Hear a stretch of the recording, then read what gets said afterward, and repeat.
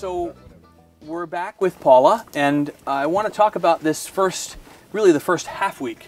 We're beginning on Ash Wednesday, and Paula has created this 4-day kind of intro called Clearing Space.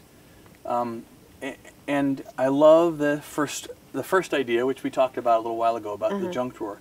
But you've done a remarkable thing, I think, in my mind anyway, for the second day, when you prescribe clearing out or cleaning a backyard, cleaning a back corner, something that no one sees, no one will know that you cleaned, and you're not to tell anyone about this.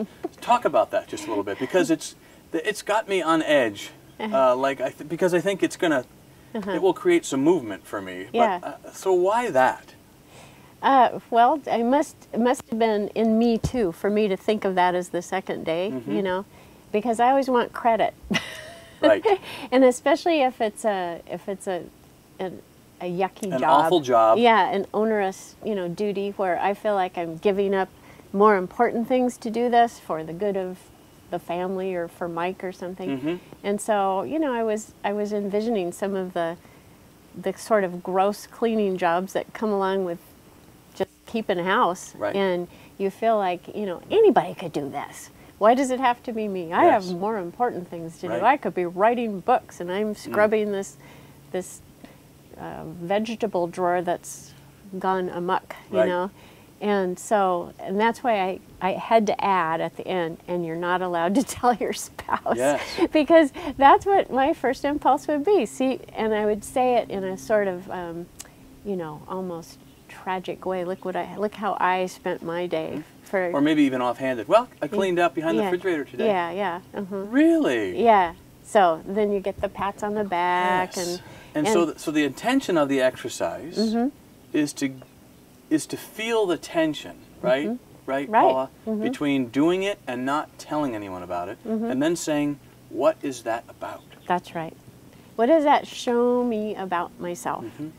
What feeds me on a daily basis that I'm suddenly realizing I didn't get with this little action, Years ago, our son who has aspirations to go into politics someday, so you can kind of envision who he is, and he's wound up in a career in public administration and city management.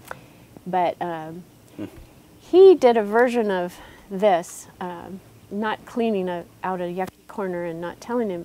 Instead, he left his life. He saved up money after his Teach for America program in Newark. Spent about 6 weeks going around the Greek islands on the freighters or the ferries, and purposely never making a friend or talking to anybody. This is Mr. Social. I mean, this is a, big, tall, handsome guy who's used to being the life of every party.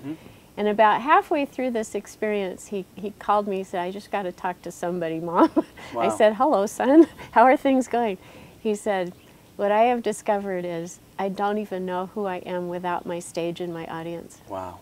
And that was a life-changing moment for him. And he thought of this all by himself. This is just a little tiny mini version of that. So the beauty of these exercises, especially the simplifying space, is we don't have to wait until something tragic happens and we lose our stage and our audience. Right.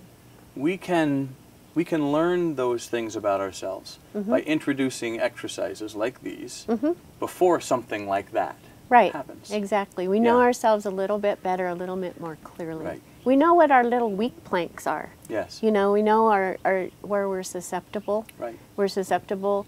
That very little door right there leads to a susceptibility to flattery. Yes. Vainglory. Vainglory, all that stuff. Yes. That's just opens it right up. Right, the passions.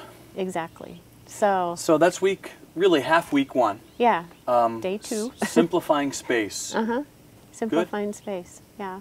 And that's to clear out some room so that you can talk about that. I mean, that half week, how did you think about that? Because it's kind of an odd little space, isn't it? I mean, even in the Lenten practice. Yeah.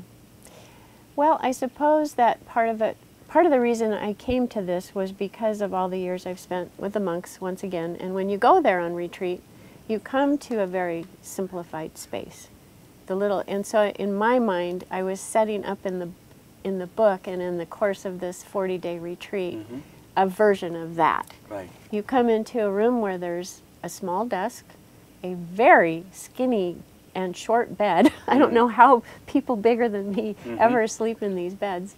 And, you know, a rocking chair, and you have a window, and it's a gorgeous view out on the ocean. But the whole intent is to have a stripped down environment in which your mind then is free to focus on other than what's lying around you. Right. Other than what's sitting there reminding you of duty or reminding you of, you know, company coming or whatever. And so it's a kind of clearing space is almost like giving yourself a picture of a mind that you're looking for. Okay. How you want your mind to be as you go through this Great. program. So Okay. it's sort of a symbolic thing. And that's Wednesday, Thursday, Friday, Saturday. Yeah, of the first week. Of the first week. Good. Well, we're looking forward to starting.